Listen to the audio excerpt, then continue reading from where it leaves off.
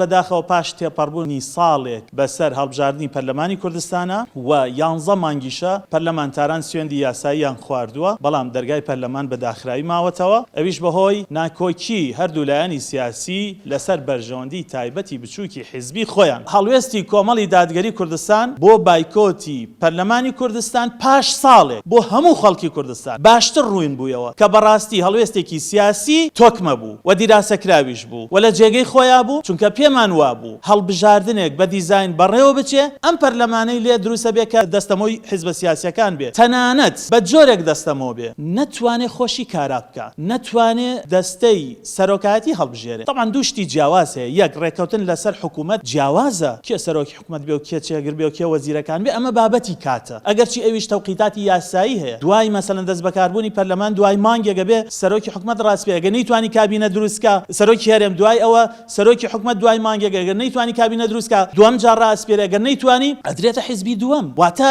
ئەوەش کراوە نییە بابەتی ڕێکەوتن لەسەر حکوومەت بەم جۆرە ئێستا لە کوردستانە هەیە. بۆیە ئەمەی کە پەرلەمانی کوردستان کارا نەکراوە، دەستەی سەرۆکاتی هەڵ نەبژێراوە، پەرلەمانتاران مانگانە تەنها ئەو 97 پەرلەمانتارەی کە سوێندی یاساییان خواردووە بێجگە لە پەرلەمانتارانی کۆمەڵ مانگانە چەند موچەکانیان لە پەرلەمان وەرەگرن وەچنەوە ماڵەوە، ئەمە بەنسبەت سیستەمی سیاسیەوە فەزیحەیە.